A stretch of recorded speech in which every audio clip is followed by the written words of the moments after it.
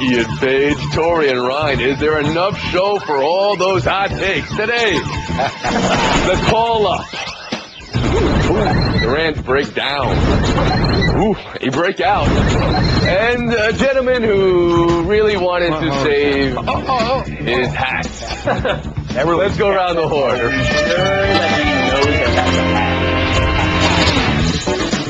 We start with Christmas, the short-awaited but longer than necessary Major League debut, post-contractual ludicrosies for the future of the Cubs, the future of baseball, the future whatever. Kris Bryant batted cleanup today. Bill, in a world where it's easy to be unreal, what are realistic expectations for Kris Bryant and these Cubs? Well, Tony, this kid is unreal. You know, I love his stat about him. In his career, he's led the NCAA in homers. He's led the Arizona Fall League in homers. He's led spring training in homers. And this stuff translates. You look at the first full seasons of guys like Mike Trout and Bryce Harper and Jason Hayward, and they're all about mid-20s homers, low 80s RBIs. This stuff, and this guy's a very smart hitter. His worst on-base percentage has been .390 in his career. This guy's going to do, I'd say, again, mid-80s RBIs. And you're fine with the Cubs billing him as a superstar now? Absolutely, yes. It's great. It's great for the team. It's great for the city. Woody Page, how about you? Bill, let's go beyond the statistics. He's going to be the Rookie of the Year. He's got to help this club at third base. His successor there was the last worst hitter in the National League at third base. So, sure, he's going to come in and give them some life. I saw them over the past weekend. They're not very good, but Joe Madden is doing a great job of managing there, just as he did in Tampa Bay. He's making moves that are right in the middle of the game. The way he will use Bryant, going ahead and putting him in the fourth spot, cleanup right away. He expects great things from him, and there will be great things from him. And you've got him as Rookie of the Year. I like a guy who gets out in front of the Rookie of the Year race. Nicely done, Woody Page. Pablo, how about you? Kris Bryant may end up hitting 30 home runs, but really it's the conversation putting him on the level of the Jason Haywards, the Mike Trouts, the Henry Rowengartners, if you will. This messianic kind of anticipation, right? This is somebody the Cubs have been waiting for a long time. Theo Epstein, 3 years of euphemistic sort of rebuilding. This has been a very bad team, and this is a stadium that has been literally peeing itself in anticipation of something to come along and take away from the fact that the Cubs' infrastructure has kind of been questionable, right? So now you have this kid who absolutely deserves all the praise. Maybe it's 30 home runs, maybe it's less, but the conversation, the branding effort is absolutely useful. And Pablo, you want to explain to Bob Ryan what you meant by a stadium that it was literally, well, you said it. Why don't you explain to Bob? People were urinating into cups of beer because the bathrooms were not built at Wrigley Field. All right, Bob, go ahead. I'm aware of that now. What's interesting to me about this situation is that in the modern era, there are often conflicts between the eye test and the metrics. The eye test people, the old scouts, and the metrics people. There's no conflict with this guy. This guy passes every test. Eye test. He had 12 home runs last year behind on the count. Eye test. He walks 90 sometimes. Eye test. He hits to the right side, hits to the opposite field. His power in the right center is as good as his power in left center. Meanwhile, not only, as Bill points out, does he go 390 as a low bar on base, his lowest OPS in his career so far is 1,000. I mean, this guy's got if he fails. Bob Ryan is down with OPS. I love that. And Major League Baseball. So you're all right with the Cubs and with baseball presenting him as a superstar of the future? And by the way, he should not be batting cleanup in his first game. He should be batting sixth. Take a little pressure off. Plashke, back in. Yeah, I think, and also, don't forget, he does strike out. Regardless of such an high on-base percentage, he strikes out a ton. Fans have to get used to that. It's going to be okay, because what comes with that is a lot of long balls and a lot of... Free true outcomes. Over, under, strike out, and walk. All right, so we got Mike Trout's name thrown out here. We got Jason Hayward's name thrown out here. We got the Rookie of the Year already. You guys want to go bigger for him? You want to say he's going to lead the Cubs to the playoffs of the World Series? No. They need some more pitching. Need a little more bullpen. All right. We move on. Check this out. Vegas' favorite to win the NBA title. Not the team who won the fourth most games in NBA history, the Warriors. Not the defending champs. Not the number one team in the East. It's the Cavaliers, Woody. Do you see the Cavs also as favorites?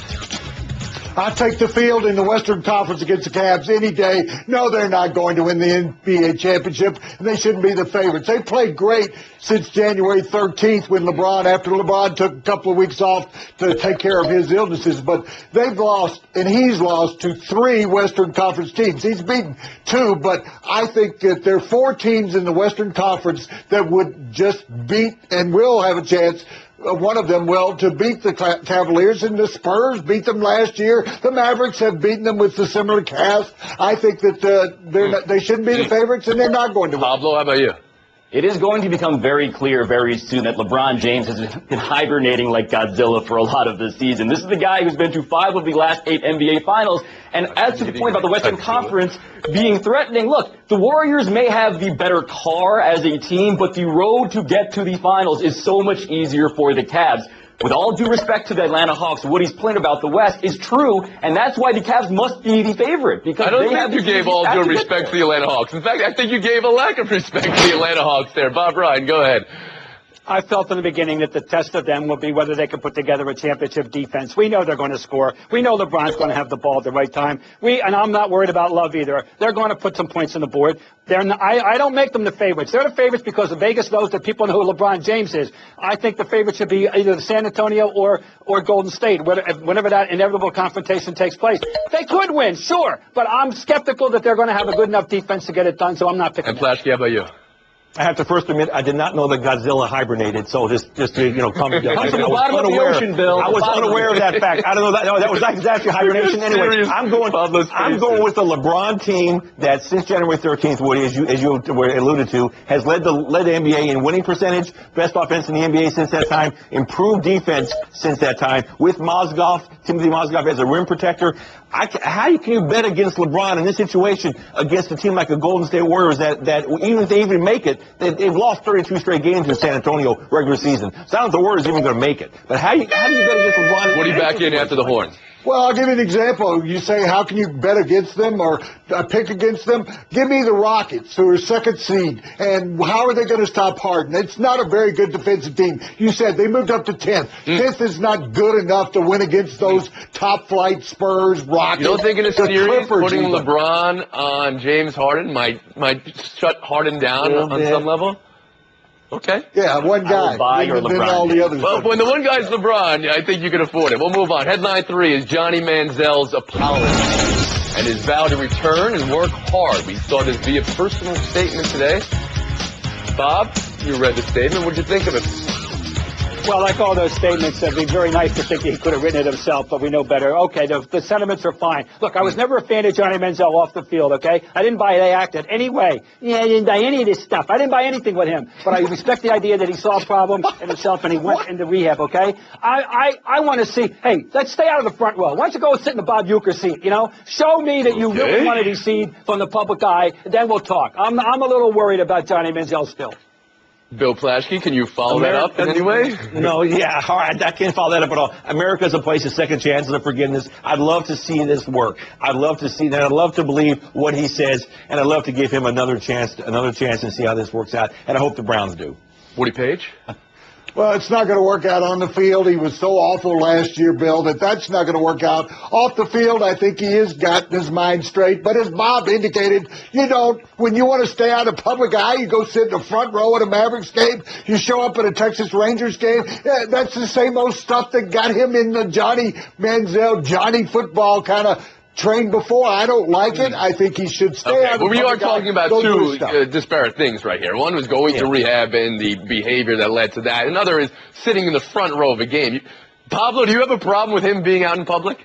Absolutely not. He lives in public. The fact that he had to have a statement about his alcoholism is a public act. The fact that he checked into rehab and it was known publicly, obviously a public act. He can be this sort of monastic character, right, who takes away all the things that may provide joy to a normal person, let alone an athlete who actually works in the industry of sports, the event he's watching. But that, too, would be seen as posturing. I think you take the fact that he went to rehab on its own merits, it's a public act, you respect that, and then you wait for him to actually do something before we actually say this kid is already messed up. Bob, do you think it's possible for him to repair his image? Do you think it matters if he does, if he tries to publicly? Well, it matters. What's he want out of life? Pablo, yes, he has lived his life publicly thus far. Maybe it's not such a great idea. He ought to think about receding. Bill Plaschke 13, Woody Page 9, Torrey 8, Brian 14. With all due respect to Pablo Torrey, he's going to have his work cut out for him in buy or sell next. And coming up, what's got Kevin Durant so pissed? His word. Next. You can say that. He said it. Geico presents Strange Saving Stories. Astronomers detected an interstellar transmission. It stated, Geico, 15 minutes could save you 15% or more. The implications were staggering. Was the cosmos telling us we could all save hundreds on car insurance with Geico? Or did their radar merely pick up a signal from the nearby Rufus and Clyde's morning show? We may never know.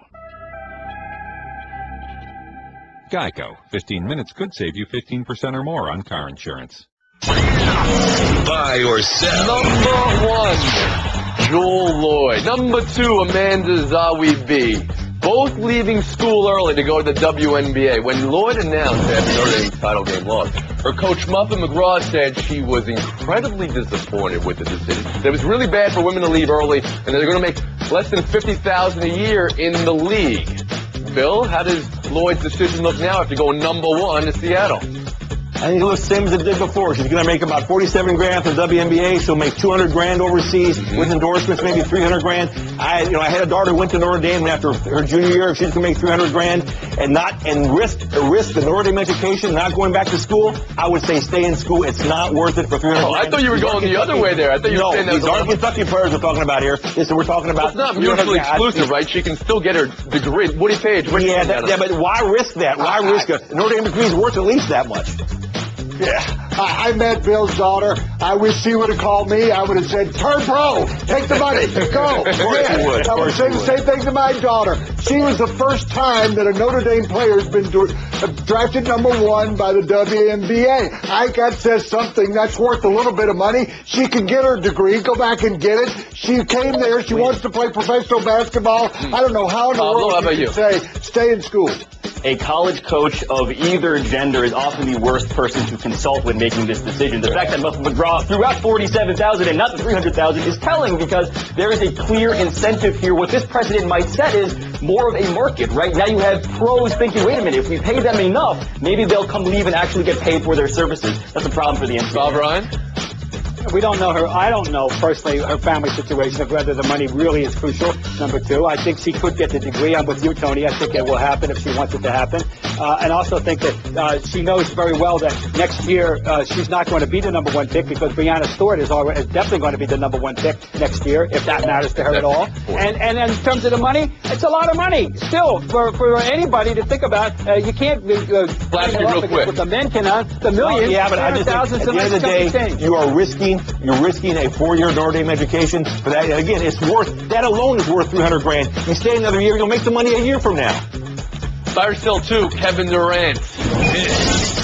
And you probably would like him because he's Kevin Durant. In his exit interview, he called this year his toughest, talked about how he's pissed about the way people talked about his injury, like he was a big man, like Bill Walton or Yao Ming.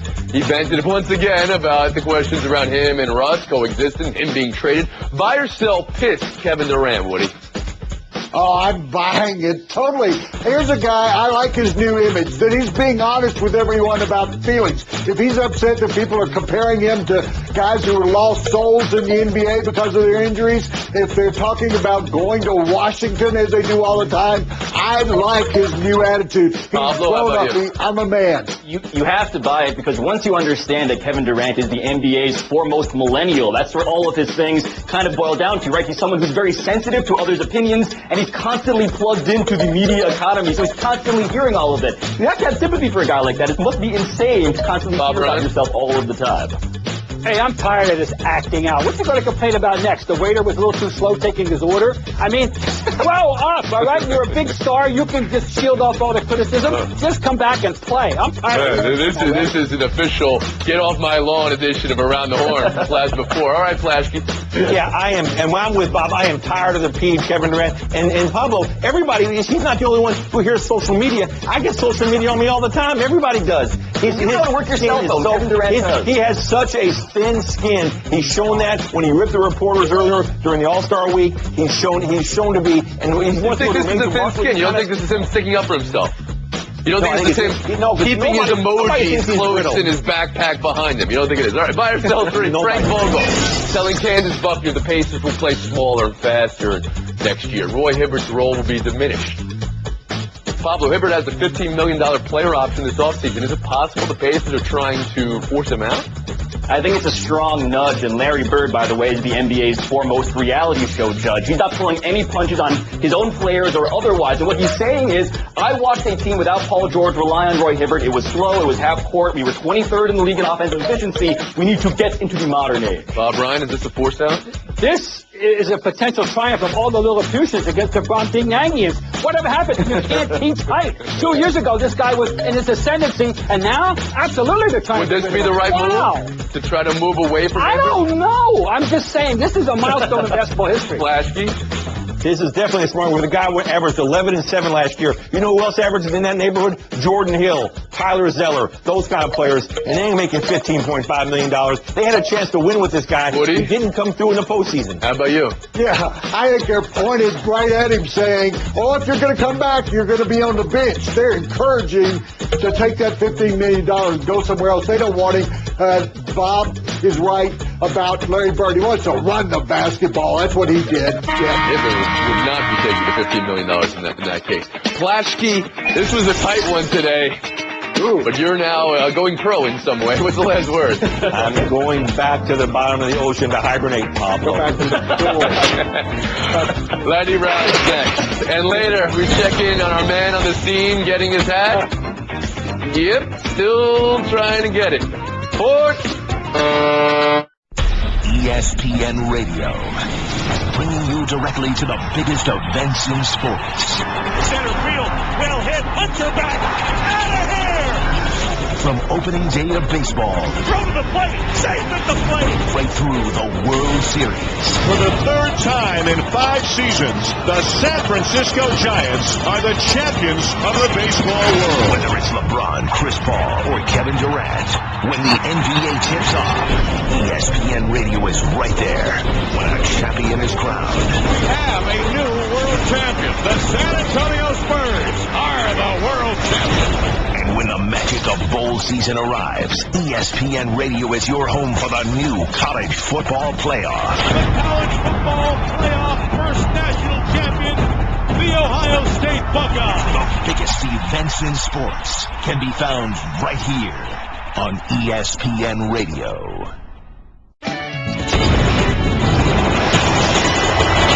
We're playing blackjack. We're all looking pretty good right now. Paige and Torrey 21, Ryan 20. It's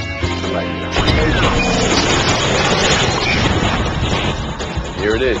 Lightning 1. Should the civil suit against Jameis Winston, filed by his accuser from 3 years ago yesterday, change anything from an NFL team's perspective, Woody? I read in the Tampa Tribune today, the Buccaneers say it will not to them. What do you think? I think it should. The accuser lives right there in the Tampa St. Pete area. This is going to live with the Bucs if they make this deal. I think you go and say to the Chargers, give us a Phillip Rivers, and we'll give you that first draft pick. If I'm number 2 Tennessee, I'd take a wealth of draft picks and let you have him there. Yeah. So it would change the way you approach this. How about you, Pablo? Should they care about it? Absolutely. But will they care about it? If we've learned anything from the NFL in the last couple of years, they don't care about your actual character, about your interior monologue, what you're like as a human being. They care about, will you get us in trouble for picking you in some sense, on or off the field? If the answer to that is no, and a civil case may well end in settlements, they're probably not that worried about this. Bob Ryan? From what I understand, the Buccaneers anticipated this. They're all over this. They've made up their minds one way or the other. Will not affect their judgment. Anybody else, I would say this. Depends on your evaluation of Mariota. If it's close, then maybe you get, I don't need this aggravation. I take Marcus and move on. Mariota over him. Okay. Yeah. Last word, Woody Page. I think that's the way you look. If you have concerns, you're Tampa or Tennessee, you go with Mariota or make a trade. And I'd rather not a lot of scoring in that segment. Bob Ryan, you are the next to go. Sorry to say goodbye to you here because you brought some hot takes today. We ordered hot takeout, right, from Bob Ryan. What's the last word? Well, Bromdingangians of the world unite. That's all I can say. that was good too. See, sorry to say goodbye. Don't mind watching him walk away though. Paige, Torrey, showdown next, straight ahead once again. visual confirmation, and maybe you're a little too attached to your hat. There it is. He got it, though. He did get it. Stick around.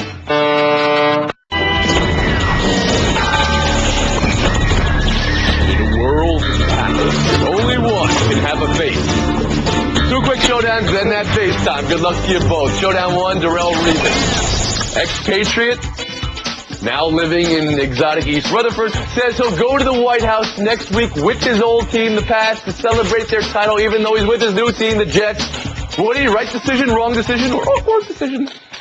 Right decision. He won the championship. He was one of the main reasons why the Patriots were there. I go back, maybe a little awkward with some of the players giving him grief, but he's going to enjoy the experience. I love sitting in the presidential chair. About Reali. 1, he likes to troll his former teams, and 2, he likes to get his. Why would he miss out on the White House visit? That's the last thing I'd imagine this guy specifically to do. I think he's looking forward to the awkwardness of it. Points to each, and now this is awkward. There's 1 showdown left. There's a tie score. What are we going to do? This guy, that's what we're going to do. He went into the pond in an all-out attempt to save his hat. Even lost his beer in the mission here. Pablo, talk us through the thought process. Look, assuming first off that's not Bill Plaschke that we just saw in that video, maybe it's a great pat in my hat. I have a pat in my hat. I went to Ecuador once, got a pat in my hat. It rolls up. You don't want to lose that thing. Pablo, you've never been in that situation. I finished a golf tournament once. I was playing so badly I threw my clubs into the water. I had to go in there and get them because my car keys were in the bag. Well, that's good story, Woody Page, but visual, let's go back to this. Could that be Bill Plaschke? Pablo Torre asking the probing question. And that's how you get a FaceTime. Let's go, Pablo. Thank you. This is, I believe, my 200th show, maybe, so I'm glad to have this opportunity to talk about my hometown Brooklyn Nets, Coach Lionel Hollins. The great motivator says, quote, I don't think we have any advantages over the Atlanta Hawks, his first-round opponent. Now, he did this when he was the coach of the Grizzlies before playing the Spurs, and it kind of worked, but this is also just the sad truth about the Brooklyn Nets, right? They actually don't have any advantages. A team that was owned by this mysteriously entertaining Russian billionaire and Jay-Z and all these big names is a complete non-factor. I walk by Barclays every day. Nothing's happening. This is actually very simple. You walk by Barclays, and then you do the show from that Target on Atlantic Avenue. That's what it looks like behind you. Yep, absolutely. That's going to do it, folks. Thanks for coming around. 71.5-hour break. Here's my endorsement. Look at this sign. 2 of baseball's best go head-to-head in interleague action when the Tigers head to St. Louis to face the Cardinals. The pregame at 7 Eastern, first pitch at 8, Sunday on ESPN and ESPN Radio.